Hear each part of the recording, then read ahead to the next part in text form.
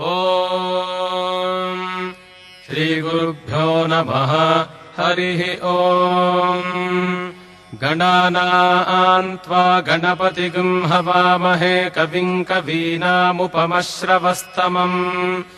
ज्येष्ठराजम् ब्रह्मणाम् ब्रह्मणस्पत आनः शृण्वन्नोतिभिः सीदसादनम् महागणपतये नमः। प्रणो देवी सरस्वती वाजेभिर्वाजिनीवती धीनामवित्र्यवतु वाग्देव्यै नमः। ॐ शुक्लाम्बरधरम् विष्णुम् शशिवर्णम् चतुर्भुजम् प्रसन्नवदनम् ध्यायेत् सर्वविघ्नोपशान्तये नारायणम् नमस्कृत्य नरम् चैव नरोत्तमम् देवीम् सरस्वतीम् व्यासम् ततो जयमुदीरयेत् व्यासम् वसिष्ठनप्तारम् शक्तेः पौत्रमकल्मषम् पराशरात्मजम् वन्दे शुकतातम् तपोनिधिम् व्यासाय विष्णुरूपाय व्यासरूपाय विष्णवे नमो वै ब्रह्मनिधये वासिष्ठाय नमो नमः। अविकाराय शुद्धाय नित्याय परमात्मने सदैकरूपरूपाय विष्णवे सर्वजिष्णवे यस्य स्मरणमात्रेण जन्म संसारबन्धनात् विमुच्यते नमस्तस्मै विष्णवे प्रभविष्णवे। ॐ नमो विष्णवे प्रभविष्णवे। श्रीवैशम्पायन उवाच श्रुत्वा धर्मानशेषेण पावनानि च सर्वशः युधिष्ठिरः शान्तनवम् पुनरेवाभ्यभाषत। श्रीयुधिष्ठिर उवाच किमेकम् दैवतल्लोके किम् वाप्येकम् परागणम् स्तुवन्तः कङ्कमर्चन्तः प्राप्नुयुर्मानवाः शुभम् को धर्मः सर्वधर्माणाम् भवतः परमो मतः किम् जपन्मुच्यते जन्तुर्जन्म संसारबन्धनात्। श्रीभीष्म उवाच जगत्प्रभुम् देवदेवमनन्तम् पुरुषोत्तमम् स्तुवन्नाम सहस्रेण पुरुषः सततोत्थितः तमेव चार्चयन्नित्यम् भक्त्या पुरुषमव्ययम् ध्यायन् स्तुवन्नमस्यंश्च यजमानस्तमेव च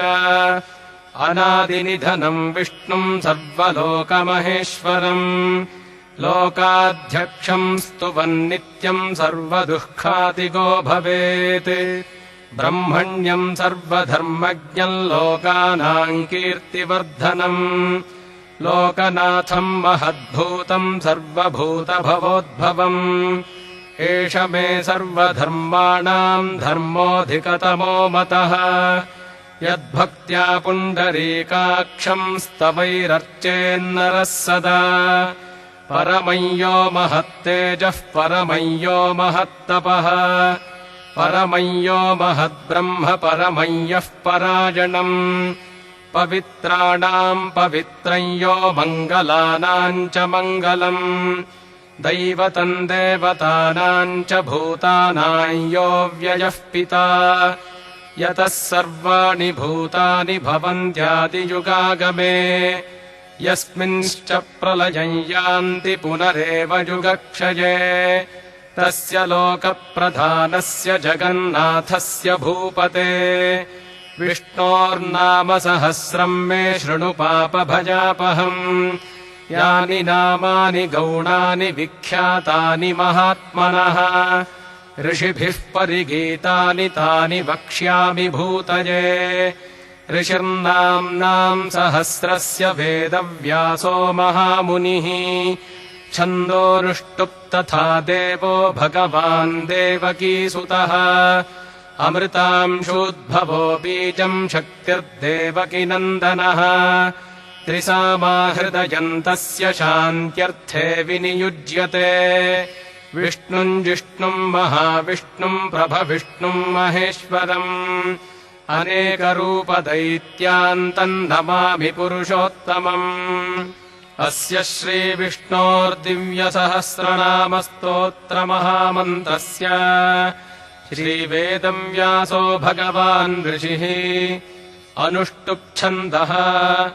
श्रीमहाविष्णुः परमात्मा श्रीमन्नारायणो देवता अमृतांशोद्भवो भानुरिति बीजम् देवकीनन्दनः सृष्टेति शक्तिः उद्भवः क्षोभणो देव इति परमो मन्त्रः शङ्खभृन्नन्दकी चक्रीति कीलकम् शार्ङ्गधन्वा गदाधर इत्यस्त्रम् रथाङ्गपाणिरक्षोभ्य इति नेत्रम् त्रिसामासामगः सामेति कवचम् आनन्दम् परब्रह्मेति योनिः ऋतुः सुदर्शनः काल इति दिग्बन्धः श्रीविश्वरूप इति ध्यानम् श्रीमहाविष्णुप्रीत्यर्थे सहस्रनामपारायणे विनियोगः ध्यानम्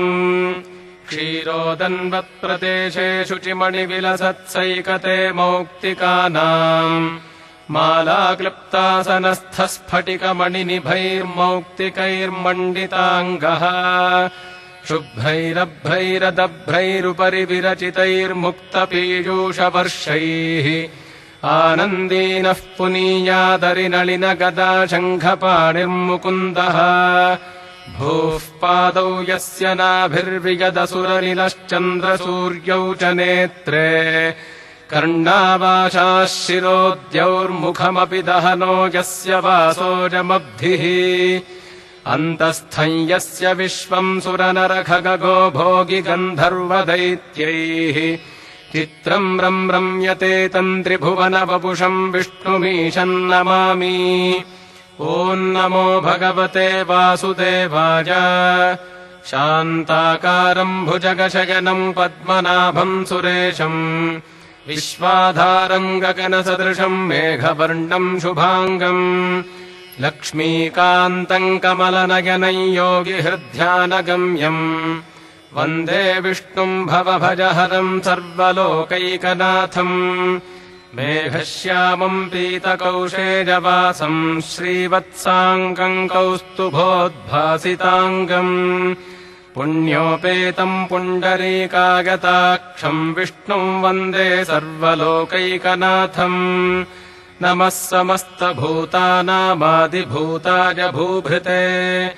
अनेकरूपरूपाय विष्णवे प्रभविष्णवे सशङ्खचक्रम् सकिरीटकुण्डलम् सपीतवस्त्रम् सरसीरुहेक्षणम् सहारवक्षस्थलशोभिकौस्तुभम् नमामि विष्णुम् शिरसा चतुर्भुजम् छायायाम् पारिजातस्य हेमसिंहासनोपरि आसीनमम्बुदश्याममाजताक्षमलङ्कृतम् चन्द्राननम् चतुर्बाहुम् श्रीवत्साङ्कितवक्षसम् रुक्मिणी सत्यभामाभ्याम् सहितम् कृष्णमाश्रये।